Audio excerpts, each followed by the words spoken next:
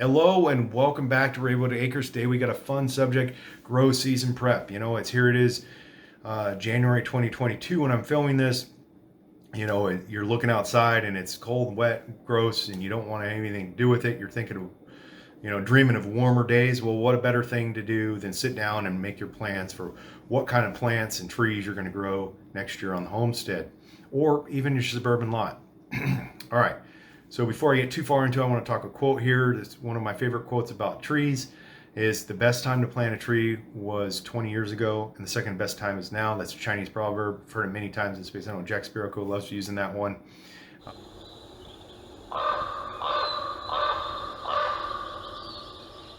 So quick overview. We're going to be talking about that planning process, right? What did we grow if we grew last year? What worked, what didn't? What are we going to do for this next year? Where to get your trees, just some recommendations for me, and where to get your seeds, some more recommendations to me. In that planning process, some tools you should use for mapping your stuff out, some lessons learned there, and then my final thoughts. So trees, my primary go-to nursery, and I highly recommend you do find a local nursery. I just like to shop local if I can, and I know I can go talk to them, and if I have questions. But so one that's fairly close to me is Burnt Ridge Nursery, and they're probably my go-to right now and have been since we moved on to Ravenwood Acres in 2016, because they have a lot of trees that other nurseries don't have. So they're definitely a place I can go and find things that a lot of the other nurseries, especially your standard nurseries, right? They kind of carry like the landscaping versions and then your basic fruit type bearing trees, and that's it. They don't have a lot of the other stuff. So that's one of the things I like about them. They are taking pre-orders. Put their website up in here. They are taking pre-orders now. They ship in spring. If you're local to Washington State, you can pick up at their property usually in April time frame, or they do pickups at their farmers market once that starts up in Olympia. And I don't remember when that starts. So, and then my next bet is obviously just your run-of-the-mill local nurseries. They're always good because you can ask them questions. Usually they have some staff there that's fairly educated on the types of trees. They can help answer questions you have on the spot. It's a lot easier if you have an issue with the tree. It doesn't, it dies on you. And always ask them that when you buy them, because, most of your box stores, which is my third, option, or not third option. It's not like my number three. It's just, it's a resource because it's available. Will take trees back if they die on you, like within a certain amount of time. Just kind of check into that, because if your bare roots are fairly cheap, but if you're buying potted ones, they're larger, you might be paying $50 or more for that tree.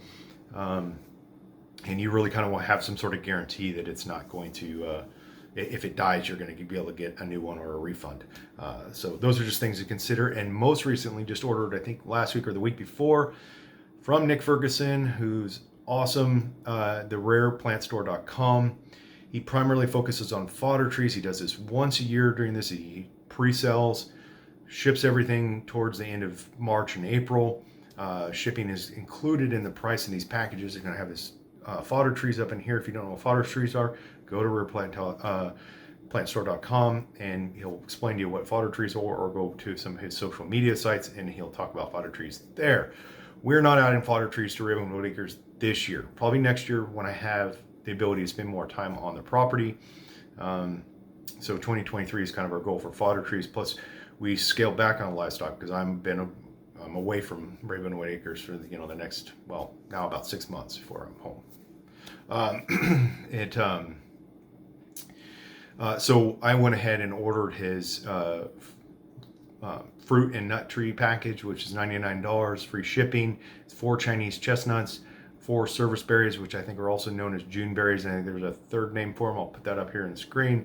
And then 4 more American persimmons. I say that just because I already have 2 American persimmons I planted a year ago. Why not add more? Because of our topography of our property, it's fairly sloped. Trees are really a high value item for us to have production from. Our property is not very conducive to, like, we can't do chicken tractoring or large scale like you know, hoop houses and grow, veggies. So we're doing more of the food forest modeling and some silvopasturing is our long-term goals. So that's why every year I'm adding more trees and more perennials to the property as we work towards those goals. All right. Hey, if you've made it this far, hit that subscribe button, hit that like button. It's much appreciated. Thank you. Moving on to seeds, where I like to get mine from. My number one is Territorial Seeds, which is also another Pacific Northwest company. They're located in Oregon. Been using them probably clear back 2008, I think. I want to say I've been using them. Had great success with their seeds. They have a great variety. You can go over there right now. Their website's here. You can get their catalog. Nice colored catalog. Sit down and look through what they got to offer. Another company that I'm going to order some seeds from that I have not yet is the Rebel Gardens. He's also in Oregon. He does kind of package deals. He has an Amazon store and a website that's going to be up in here. Links below. I like kind of the idea behind how he has them set up in kind of kits. It's great, especially if you're a first-time gardener. And then, of course, your local vendors are always good. I like to hit up the local vendors towards the end of this growing season to get those discounts on the seeds. My tip on seed growing right, just like anything else, you rotate your seeds. Use the oldest seed packs. They usually have the pack date on them. If they're a good company, they'll have the pack date on the package. Use those oldest ones first. Yeah, you're probably going to get less germination rate out of them. Some seeds store better than others. This is not a seed storage video, so we won't go too depth in that, but either way. Another tip I have for you, though, is look, if you're just getting into gardening, I would probably more so recommend you go buy the seedlings from your nursery when they're available, because starting seeds it's its own skill in itself. Some are really easy to start, like you literally could just throw some water at them and some soil and they grow no matter what, it seems like. Some are a lot more difficult to get to start and successfully, right? So just consider that if you're new to gardening, maybe that first year, kind of get your green thumbs dirty and figure it out from there. All right, so final thoughts. So Byerly, as I'm recommending here, it can help against price increases that we've been seeing very frequently over the last 2 years, and even more so this year. Things just seem to be already ramping up really quick with some of the shortages and issues. No such thing in the seed and tree world so far, but that doesn't mean it won't happen. So why not get them now? And then lastly, we're going to talk. You need to plan this out, as I kind of mentioned above, right? Know what you want to grow. Do your research. If you grew it last year and it worked for you and you like to eat it, whatever it was you're growing, why not try it again? If you grew it last year and it didn't work for you, maybe it's because where you planted it. Maybe you planted it in a hot zone and it doesn't like to be in a hot zone, or didn't like the soils, whatever it may be. Sit down and do this planning now. It's going to save you time and money later, and less frustration, right, when you move forward. And the last thing I'm going to tell you is about trees is make sure you don't plant them too close to structures. They can damage foundations, or later in life as they get bigger, they cause problems with your gutters in your house and hazards of large branches breaking out of them. I promise you, don't plant them too close to structures. You will regret it. If you live there for a long time, you will regret it later. And of course, know where you want to plant them to, based off of what type of sun and exposure they need. Understanding that later they're going to be creating large amounts of shade. Is that going to affect things later? So your first order, second order, third order effects of planting something there. Do you have future plans of putting something else there? Don't plant trees there because they're hard to transplant. Not saying there can't be, but at some point they become impossible. I mean, nothing's impossible, but the cost prohibitive to try to transplant them and the potential for them to die anyways. So you can use satellite imagery, aerial imagery to help you kind of map this out.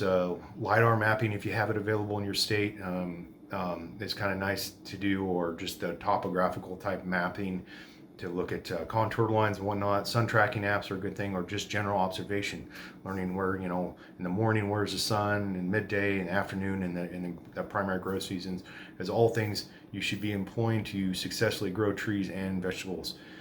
I hope you guys all found this useful. We've got a website up and running now. It's still work in progress. More and more content will go over there, not just content from the YouTube channel, but additional content. So it's theravenwoodacres.com. Please go check us out there. Like, subscribe to the channel, share, comment, and you can also follow us on our other social media links, which are also linked down below. And have a great day.